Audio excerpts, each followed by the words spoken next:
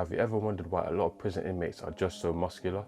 Whether that's real life prisoners or fictional stories that are told from a movie. So today we're going to talk about the reality of how this actually happens and how we can apply what they do to our own personal lives. But before we talk about how they get so jacked, we need to figure out why they get jacked in the first place.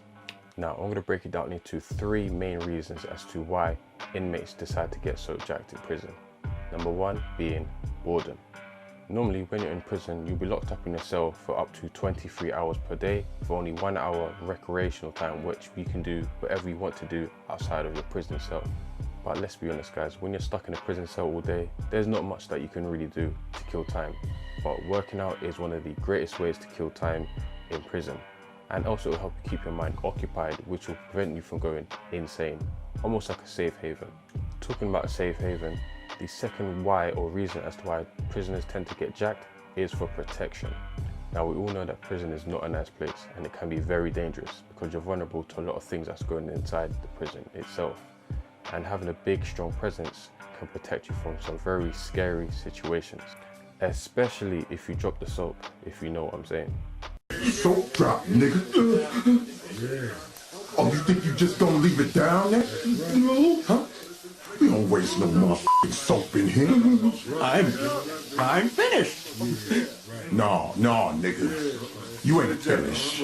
I've been watching you. You have? You ain't washed behind your ears or nothing. But I did. Look at me. See how I'm all clean and glistening and shit. That's hygiene, nigga. You can call me the health inspector. Now pick up the soap. Pray, baby, pray. Yeah, I'm pretty sure we'd all want to avoid that type of situation, wouldn't we? The last big reason is self-reflection. Now, while being in prison, it gives the inmate time to reflect on the decisions that they've made throughout their lives and how they can learn from their mistakes. So it's pretty common for some prisoners to strive for personal development, whether that's reading books for the mind, working out for the body, or religious practices for the spirit and the soul. Now let's move on to how they actually become so muscular. Now, depending on where you are, there are some prisons where they actually have access to gym equipment, such as dumbbells and barbells. But there are many prisons where gyms are completely banned because the inmates are using the barbells and the dumbbells for unreasonable reasons. Got a message from cleanup. Dead motherfucker. So you're in a prison and there's no gyms allowed, there's no barbells, no dumbbells. So what do? Well, you do the next best thing, and that is calisthenics. So yes, many inmates will use calisthenics exercises or bodyweight exercises to become big and strong. Whether that's push-ups for your chest, shoulders and triceps, which includes your dips as well, pull-ups for your back and biceps, and squats for your legs. So there's many ways for an inmate to become big and strong without weights. Well, one thing we need to realize is the basic exercises will only take you but so far.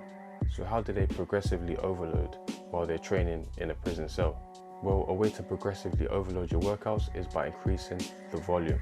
So that is your reps and your sets.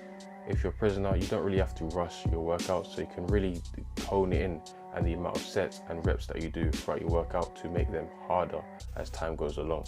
Another way they can make the exercises a lot harder is to do different variations of an exercise. So for example, if you're tired of doing the regular push-ups, you can do 50, 100 of them in a row. What you can do is put your legs on a stable surface such as a bed and do decline push-ups. And that's another way of making the regular push-ups a lot harder. An underrated way that they make their workouts a lot harder is by being more creative. Now, being creative in terms of using other inmates, fun enough, as resistance or weights, such as letting an inmate lie on your back and using them as extra weight to do weighted push-ups. So being creative is a brilliant way to progressively overload your workouts and making your workouts a lot harder that will benefit your body. Now we've got the workout part out of the way. Now let's talk about the nutrition side of things when it comes to the inmates. Now luckily enough for them, they do get consistent food throughout the day, whether that's 2 to 3 meals. At least they know that they're getting some sort of nutrition in. Now for some inmates, they will use other practices of getting more meals, such as, taking other inmates' meals. Hey girl, you gonna eat your cornbread? Oh, Trevor, Don't say nothing. You talking to me? But we have to realize the meals that they get isn't always the best of quality. So it can be a hit and miss in terms of the protein that they get and the other nutrients that are required for a healthy diet. So what about rest? We all know that rest is very important when it comes to building a big, strong body. Well, ironically enough, even though inmates tend to be locked up for at least 23 hours per day, that gives them enough time to get adequate sleep in throughout the day or the night. So they have no problem getting rest in to allow their body to recover from their workouts. So what's the take-home message? Well, number one is definitely not to go to prison in order to get big and strong. I'm not promoting that at all, guys. You know that's not what I'm about. Don't go to jail, please. Don't go to jail or prison, all right? Stay good. But if prisoners can make the most out of a bad situation, why can't you? What's your excuse? So with that being said, I'll see you guys in the next video. I'm out.